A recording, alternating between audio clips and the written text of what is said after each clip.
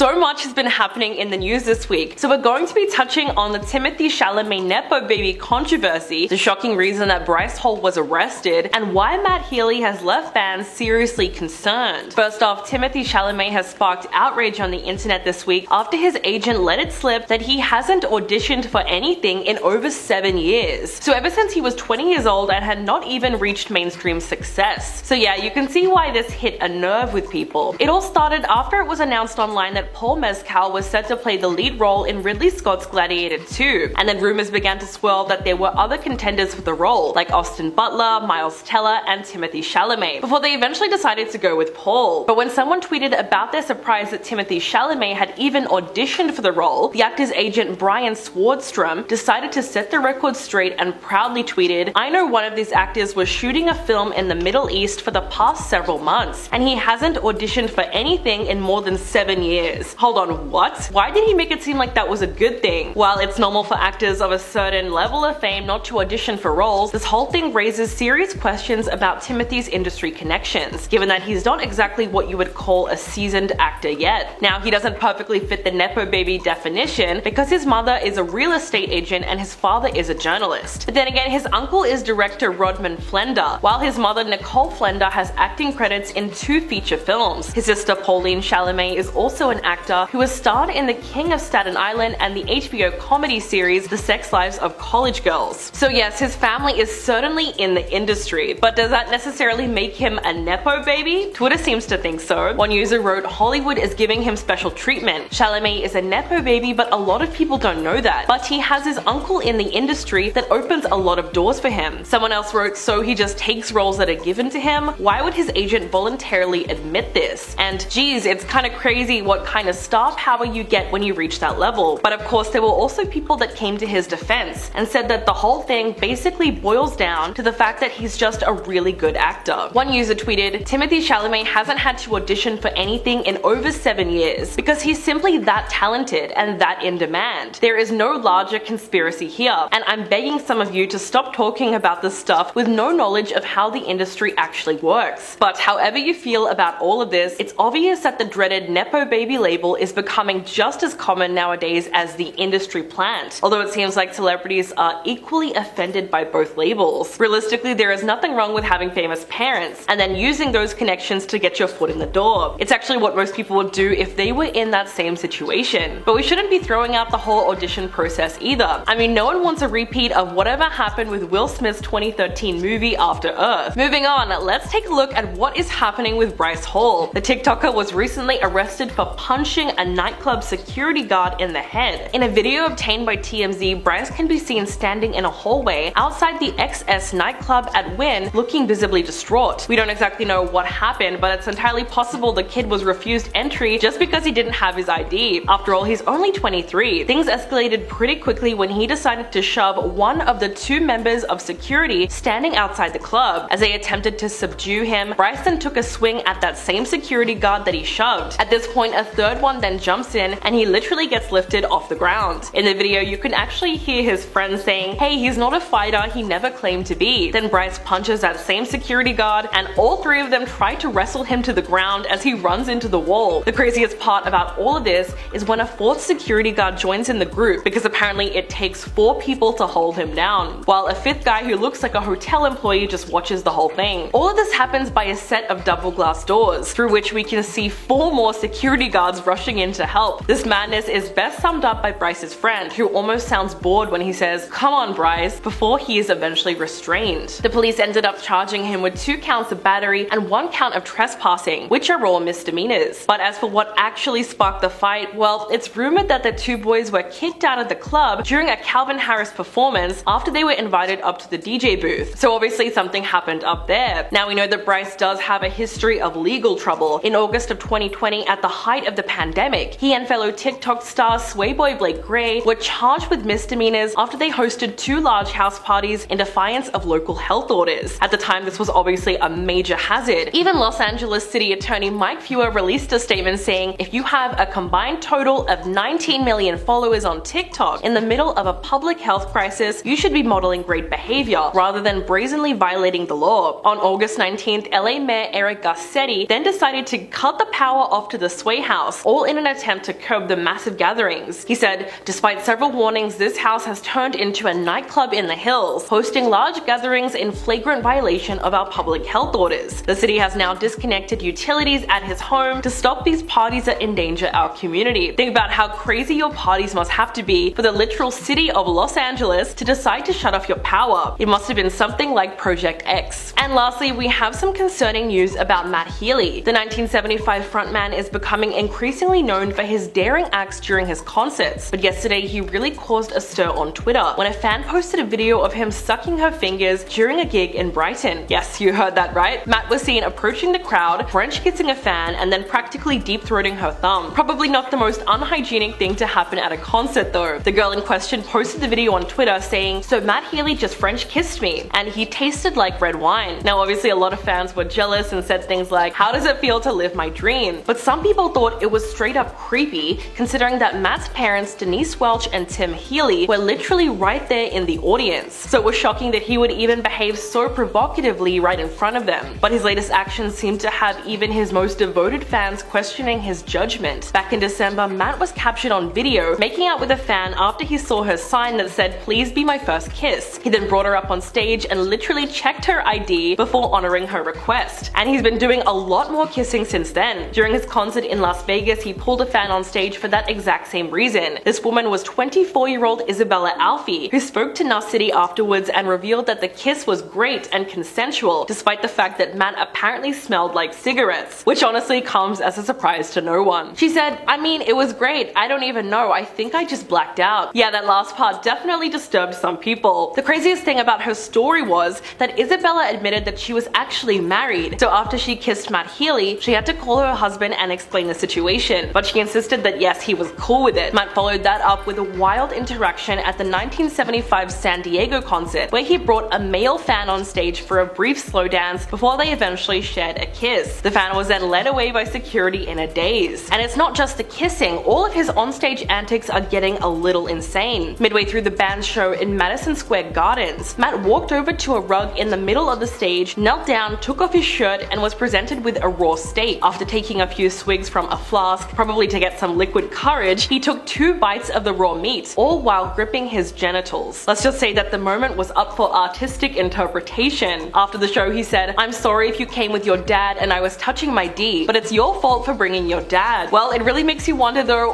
whatever happened to just performing and maybe letting the music speak for itself? Let me know what you think about these stories in the comments below, and I'll catch you in the next video.